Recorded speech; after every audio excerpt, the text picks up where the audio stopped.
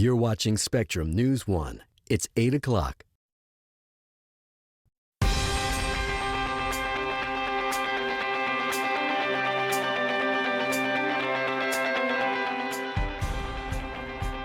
Millions of Texans are still without power this morning following the historic winter storm we are experiencing. It's creating dangerous conditions for people without any electricity and heat, on top of treacherous roadways covered with snow and ice. And to top it all off, a new storm threatening to bring even more strain to an already overloaded system. Thank you so much for joining us here on Spectrum News 1 as we continue our special coverage for you this morning. I'm Alex Stockwell. And I'm Charles Divins, and we have dozens of reporters on the ground from DFW to the Rio Grande Valley and communities all over Texas, bringing you the very latest hyper-local news on the storm's impact this morning. We also have several meteorologists tracking the latest developments on this winter weather where you live, and one of them, of course, is our own Ricky Cody. There is more winter weather on the way, Ricky. Yeah, we can't catch a break, and this is going to be one of those winters that a lot of us are going to remember for quite some time. You know, I'm reminded about how this winter started. Meteorological winter, of course, December, January, and February. December and January, relatively quiet. It wasn't until the end of the month in January and certainly into February where winter made a return, and that certainly was the case this past week. We're getting a lot of photos from you guys, and we're loving them. This one from Shari Marshall. She's a friend of the show. Some snow and a cardinal outside her back window, in her backyard, I should say. We love to see the photos. I want to remind you that our newest app, which is still the same app, but now there's a new feature. So on the weather section of the app, you can actually upload your photos directly from your phone.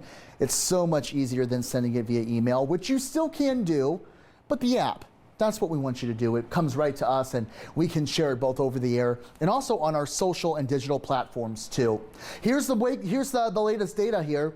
Winter storm warning now issued for a good chunk of Texas: Dallas, Waco, Austin, San Antonio. Weather advisory, winter weather advisory, western sections of the state, including the Texas Panhandle. As Alex alluded to, we do have another round of winter weather. In fact, 2 rounds of winter weather. The first one arrives tonight and into tomorrow, and then a second round Wednesday night and into Thursday. And then it looks like, as of right now, a bit of a warming trend as we head into late week and into the weekend to allow for some thawing to occur. But we have got a long road ahead of us before we get there. Bitterly cold temperatures this morning. Don't expect a warm up this afternoon. Winds will pick up, making it feel like the teens and 20s yet again across the Lone Star State. Here's a look at forecast highs this afternoon. Teens and 20s across North Texas, 20s and 30s on the I-35 corridor. We'll talk about the winter weather, its timing, and what you can expect in 18 minutes. Ricky, thank you. As we mentioned earlier, more than 4 million Texans are waking up without power again today. This is more than twice as many as we saw this time yesterday. And you know, these rolling outages were planned to be temporary, but instead they turned into permanent grid failures when more stress was added to the system. Taking a look at the power outages right now in the state of Texas, we have passed 4.2 million state outages. Like we said, this time yesterday we were experiencing maybe 1.8 million outages, so definitely significantly higher. You know, many areas reporting nearly all of their customers are without heat. And then in major metroplexes like DFW, Houston, and Austin, some residents have been without electricity for a day, and a lot of cases much longer than that. Officials are asking anyone who does have heat to please conserve their power. All of Texas is facing a extremely dangerous winter storm. This is truly an absolutely unprecedented perfect storm. Things are tough now. Things are likely to get worse before they get better.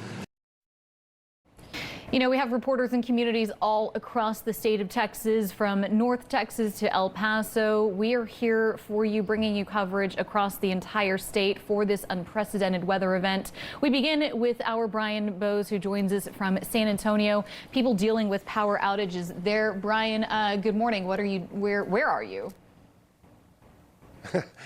Alex, I'm on the south side of San Antonio, and it's really interesting how this storm and covering this storm has changed in the last, well, let's call it 24 to 30 hours or so. Yesterday, we were talking about roads and how to stay off roads and the snow and the ice and the roads that were closed and what to do if you were outside.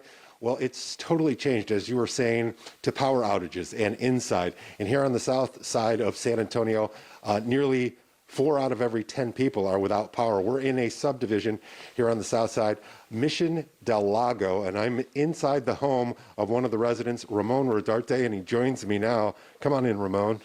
There he is. We're in your house right now. You've been here for quite some time. How long have you been without power? About 48 hours since yesterday, 3 a.m. in the morning. 3 a.m. in the morning, so like Sunday night to currently. Currently today, right now. What's that situation been like for you? I know you told me you checked the thermostat. It was 50, and then the thermostat went out. The batteries died. Went out, and now it's like they say that supposedly it's 5-minute increments of power, but it doesn't even seem like 5 minutes. It seems like you get a minute, then it goes off for an hour. And last night my wife told me that the power did not come on at all. So we have no power since yesterday. So you were one of these people that not only didn't have power, but you were in a situation where it was popping on for a bit, and it was almost teasing you guys. 5 minutes, 8 minutes. Hey, let's quickly log on to Wi-Fi. And then it's out for hours at end. Yeah, correct. We're trying to get something done like let's see how long it's going to last. Let's see what we can cook or what we can do. But it wouldn't even last. It would just turn off right away. When you don't have power, it's okay during the day. You know, you get the natural sunlight. I mean, it's kind of warm. The sun came out yesterday. What happens at nighttime? Oh, I'll show you what happens at nighttime. Okay, he's going to show us. I let him into it, and he's going to show me. So we're going into a back bedroom here. This is what happens during the nighttime. We all layer it up. We have like 6-7 blankets apiece, and we're all in one room since we don't have an AC unit going on anywhere. And there's people. Well, you can see them right there. These are your sons in the inflatable bed. Yeah, these are my 2 boys. They're sleeping on twin beds, separate mattresses. But they're layered up on clothes and layered up with blankets on top of that. And that's my bed. We're all layered up, as you can tell with my jacket. I have like 3 or 4 long sleeves underneath me on top of the 6 blankets that I have on the bed. So what you did is you just got all the blankets, all the clothes you could, and huddled in one room last night. Correct. So that way we can all generate the body heat and keep it all in one area. Did it work? To a certain degree, because this morning was cold again. So I'm sure it was like 10 or 12 degrees, and it was cold. I mentioned last hour that CPS actually reached out to you with an email. What did they have to say to you? Yeah. Oh, he says, oh, yeah. He's not real happy about this one. Power restoration update. 1103 power fire has been restored. If this is restored... They told you it was restored, that your power's back on. If this is restored, I hate to see what a power outage is. Right. And then after that, I receive an email from them saying, oh, by the way, you have an outage. So they told you it was back on, yeah, and then they told you it's an outage. Now, you've talked to some neighbors around here, too. Is everybody in the same boat in this neighborhood? Pretty much all of us are in the same boat. Oh, my goodness. So this whole area has been without power since Sunday. Oh. Well, thank you for letting us in your house. We're going to walk out here. And thank Melissa, too, because I know it was really her decision to let us in, right? Yeah, I will let her know. All right, Ramon Rodarte. We're here on the south side of San Antonio. And, guys, this is what people are dealing with. We heard Dan Robertson talk about it. He's in Austin. This is in San Antonio, and this is a dire situation. They've been here since 3 o'clock Sunday night, Monday morning, no power, huddled tightly in a room with every blanket, every piece of warm clothing they can in one room. These people need some power, and hopefully we get some answers from ERCOT and CPS as soon as possible. Just the human element of things and putting a face to it. So many millions of faces in Texas, like Ramon. Brian, thank you so much. And thank you to the Rodarte family for allowing us into their home. I mean, you know, you see them all in one room together, and it's just the heartbreaking reality that so many people are facing right now. Families huddling together, and remember those numbers that we say, the 4 million Texans customers without power. You saw a family of 4 right there multiplied throughout the state there. You know, certainly everyone feeling the impact of being without power. Let's go ahead and check in with our John Salazar, who's in Brownsville right now. John, that local utility company says outages could last through Wednesday where you're at. Yeah, you got to believe it, because the New Horizon Medical Center branch of the Brownsville Community Clinic is still closed. And there were patients coming in here, going up to the door and realizing that they're not open. Lights are off, and they're going to be off. I spoke to the executive director last night, and she said she really has no idea when it could come back on, because she also has like water issues. So they've got compounding problems that they're trying to deal with in the meantime, like this vehicle right here that's rolling into the driveway. He's going to find out that he or she's going to have to find out that he's going to have to make an appointment on another day. So this is a serious situation down in the Rio Grande Valley area. I saw Walgreens and other pharmacies also without power, HEB. You know, it's a bad day when people's HEB goes out. Luckily for me, when I switched locations, I grabbed a coffee, Whataburger, and this is not selling Whataburger because I rarely go there, but they had coffee and I pulled in and I got it. So it's hit and miss. I would say it's about half. A lot of people at home, like me, without power, and it's cold. It's very, very cold. Now, last night, I caught up with a gentleman that likes to help out people who really need help. Take a watch. We've gone and gotten some burn barrels because we've purchased heaters in the past and they've gotten stolen, the big diesel heaters, so we weren't able to do that. We've put out extra tents over here, John. A lot of them have insulation inside of them. They've got double and triple sleeping bags and blankets. Plus, we've taken our outdoor dining facility and our worship center. What we did was we boarded it up. We've insulated it the best we could, and we put heaters in here, and I have some cots, extra cots. It's pretty comfortable in here right now. Yeah, it's about 60 degrees in here right now, and we should be able to maintain it. Unfortunately, I don't have the resources to continue buying propane bottles. We left out some food tonight because it was so cold, so we went ahead and we prepared homemade chicken, beans and rice. How many people do you serve? Anywhere from 30 to 150. On the weekends, anywhere from 70 to 150 plates go out of here. But we also have our regular residents. They stay here. There's anywhere from 30 to 50 of them. The truth is I don't like to complain about things. I can sit here and complain all day that, look at that guy sleeping in front of the store, or that guy there. That's going to not change anything, so I don't. If I have a chance to change it, I'm going to change it. If I see something that needs to be fixed, I'm not going to complain about it. I'm going to attempt to fix it.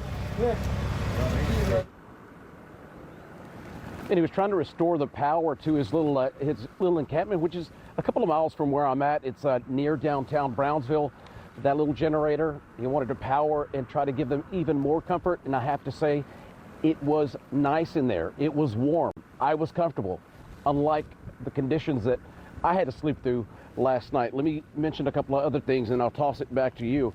Cameron County offices, they posted on their website that they will not be open today because of the weather, because of the electrical grid, and the downtown plaza where the bus stop, the bus station is. Their electricity went out. They had a backup generator. That generator went out. They're trying to fix it. It's a mess everywhere. John, I've lived in the Rio Grande Valley. This is an area that is not equipped for winter. You know, a majority of the year you're spent in flip-flops and shorts in 100-degree weather. This is where people go and become winter Texans to escape this kind of weather. So tell me about people being caught off guard, not having the proper clothing or necessities. Last night I was trying to get extra wear. I wanted to get an extra hat, maybe some extra gloves, and there were none to be found. And there were a lot of people inside the store, the Academy, going in there looking for the same thing, and they couldn't find any warm weather clothes, or it had already been sold out. So people, yes, love the sunshine. Yes, people love laying out in the sun, and they are not, Alex, you know, accustomed to this weather. Absolutely, John, and we do appreciate the story you shared with us about the Red Wagon Ministries trying to help as many people down there as possible. Awesome. You know, that's what it's all about. Texans helping Texans. This is the time we've got to step up. We've got to check on our neighbors, especially those who are elderly, limited mobility. So many people stuck without power, without food, without resources, and likely going to stay that way for quite a while. Yeah, and you know, as millions of Texans continue to deal with power outages, well, yesterday Governor Abbott deployed the National Guard and other resources to aid in storm efforts. The governor's office said in a press release that the Guard will be helping officials transferring those elderly Texans you just mentioned, Alex, to safe locations, and other resources will also be used to restore power to communities that lost it. This comes after Abbott issued a disaster declaration in all 254 Texas counties. And H-E-B grocery stores across the state are continuing to reduce their store hours due to the severe weather. There may also be limited time slots available for curbside and even some home delivery orders. Today, Central Texas and Austin stores, along with stores in San Antonio, the Hill Country, and Houston area, those stores will close at 5 p.m. Now, that doesn't include Bulverde and Kerrville stores, which will be closed for all of today. Corpus Christi and surrounding areas will close at 9 p.m. and Laredo stores will try to stay open until 11 o'clock tonight. But for a full list of all H-E-B store hours, it's best to check in on their website. Well, you know, as this historic storm continues, we'll have reporters in communities all across the state 24/7 until we get through the storm together. We're going to have reporters in Dallas, Fort Worth, Central Texas, San Antonio, and the Rio Grande Valley to bring you stories hour by hour. And of course, we promise to continue bringing you up-to-the-minute weather reports and the latest on power outages and traffic conditions. Stay with us here on Spectrum News. We're going to take a quick break. We'll be right back. Now, the good news, there is a warm-up on the way. I'll show you that in the 7-day forecast coming up in about 18 minutes. Ricky, thank you. Now, we are continuing our weather coverage with our reporters in communities all across the state, sharing the conditions for this unprecedented storm. We turn now to our Monica Ortiz, who joins us from downtown Austin. Monica, a lot of Austin residents still do not have power right now. What's the latest that you're hearing? Yes, waking up another morning without power. They woke up yesterday morning without power. The same thing today. We are hearing from ERCOT as of this morning. They do not know when the power will be restored back into those areas that have not had power for over 24 hours now. Yesterday, they were saying that it could last throughout the night into tonight. Now we know that it could be much longer than that. We know there's more severe weather coming through today. They're saying it could last through all of this. So there's people right now, if you are one of those people maybe watching on your phone right now, there are ways to get shelter. The Palmer Event Center, Convention Center downtown is sheltering people right now. The Downtown Salvation Army, I am working on trying to get a hold of the city to see just how many people came overnight that have been without power. But it looks like it could be a while that people don't have any power. As far as those people that do have power, they're asking you to conserve as much energy as possible. Keep your thermostat to 68 degrees and lower, and try to avoid using those large appliances. We know the downtown area has been with power for most of this time. ERCOT says they're trying to keep those areas with hospitals, emergency responders as the areas that are in critical need of power. So that's where they're trying to keep most of it right now. But as far as those road conditions, I'm in the Rainy Street Historic District area. You can see I-35 behind me. If you're not familiar with Austin, I-35 and Mopac are the two ways that people transport in Austin to get to point A and B. I haven't seen too many people out on the roads right now, which is a good thing. Those that are out on the roads are going very slowly. I'm actually at home right now because my photographer wasn't able to meet up with me at 5 a.m. He did get stuck in the snow. Took him 2 hours to get into the station. He told me it was very icy out there. A lot of that snow had turned into ice on the road, black ice. It took him a while to get there. So he says, be careful out there. We know there's dangerous conditions out there on the road. If for some reason you do have to travel, a lot of traffic lights also out. The city says they're aware of that. They don't need to be called 311, the number 311 that you're supposed to call for those kind of reasons. They said they're very aware, treat it as a four-way stop sign going forward. But if you can stay home, I think that's the best case scenario this morning. Monica, thank you. Yeah, those words ring true. Stay home if you can. Of course, that situation, that story is mirrored throughout Texas. Let's go now to Fort Worth. Our Brian Scott has been there all morning. Brian, what's the latest where you are? Well, certainly a lot of people staying home today. A few people hitting the roads, definitely more than yesterday, though. So do take it easy if you're heading out there. But local officials up here in the DFW area are really urging the folks who do have power today to conserve for everyone else. Dallas County Judge Clay Jenkins was just tweeting that he'd gotten off the phone with ERCOT after they gave their update that didn't have a whole lot of information for us, unfortunately, but the judge urged, and I've never heard these words come out of his mouth, but he urged local businesses not to open, stay closed if they don't need to be open, just because that power can then go to homes, hopefully, go to people who are trying to stay warm.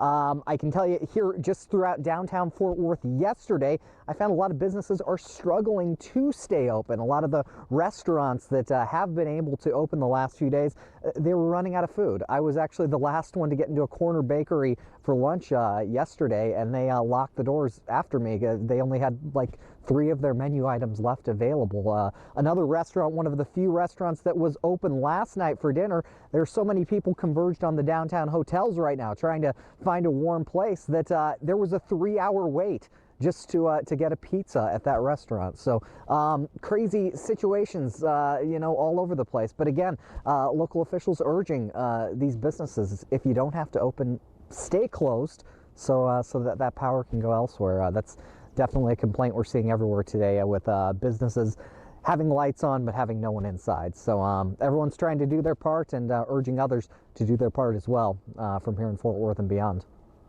So true, Brian. Thank you very much. It's illustrating the frustration that's going on. You know, these blackouts, since they started, questions, of course, right. You know, why this happened. When we knew this weather was coming, they're all mounting right now. So here's what we do know this morning. Yeah, we know that the state's electric grid operator lost control of the power supply. So ERCOT started implementing what were supposed to be rolling blackouts at about 1 o'clock in the morning yesterday.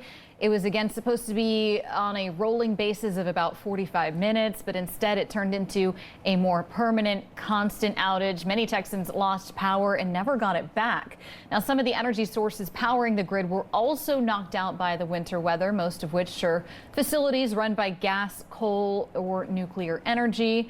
And on top of that, wind turbines were also iced over and out of commission. Here's Karina Kling with more.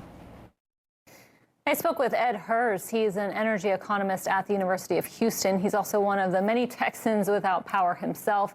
So we spoke with him by phone. Here's what he had to say. It's a tremendous breakdown in the system. And this has been one that's been coming many years.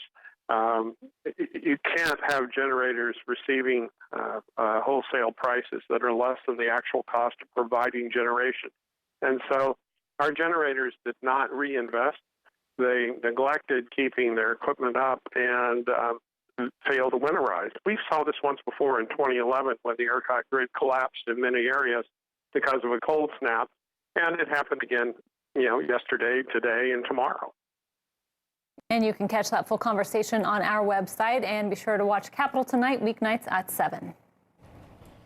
Certainly a lot of frustration, rightfully so. Many answers. People are just demanding accountability for what we're experiencing. We're talking about millions of Texans across the state. This isn't just one city. This isn't just one county.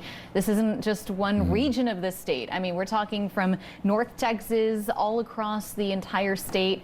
And the fact that we knew about this weather ahead of time for days, even weeks leading up to this moment, many people upset by what's going on. ERCOT, you know, we're still waiting for answers from them. In Austin, nearly 60% of customers are without power. And statewide, I think we have the latest power outage map that we can show you from poweroutage.us. We're at 4.3. We've actually surpassed 4.3 million statewide outages. Yesterday, it was like 1.8. Yeah, so and dramatically larger. And the numbers continue to grow is the issue. People are frustrated. The numbers continue to grow. These are things that they're not getting better. They're getting worse. And this is going on longer and longer. And the weather is still not warming up. You know, and people need relief, and people are asking questions. Where is the help? When can we expect power?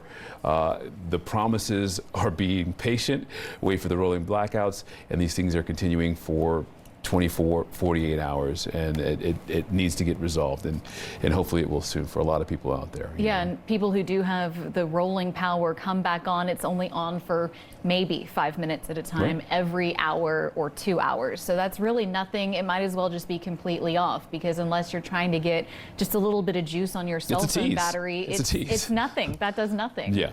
So definitely need change to happen. We need answers, and we need this to get fixed. Of course, state health officials say that Texas won't be getting the 400,000 additional COVID vaccine doses that are expected this week until at least Wednesday. Kind of hard to forget that we're also in a pandemic on top of this winter storm. Of course, you know, the snow and ice has slowed delivery efforts of this vaccine. Rice University also abruptly started offering expiring vaccines on its closed Houston campus today, just so that they didn't go to waste. But again, many people still waiting just to get even their first dose of that vaccine. You talk about transportation. Via Metropolitan Transit Services has been suspended for another day, and this includes all buses.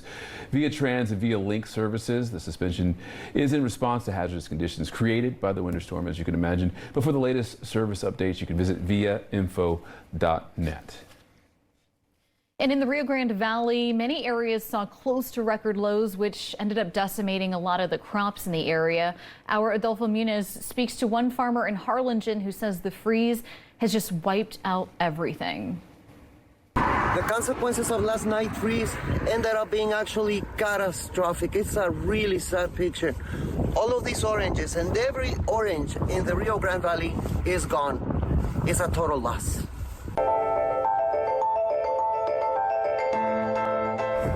This is a dreadful task for Dale. This is the first time he came to assess the damages of last night's freeze on his orange grove in Harlingen. The reality is hard to accept. But this will probably be lost. In about 2 weeks, what you'll see is that fruit start to fall on the ground. He shows us what 21 degrees can do to mature crops after just 2 hours. See, this is all ice. See that? It's all ice. Ice. And what it will do to them after just 5 hours. So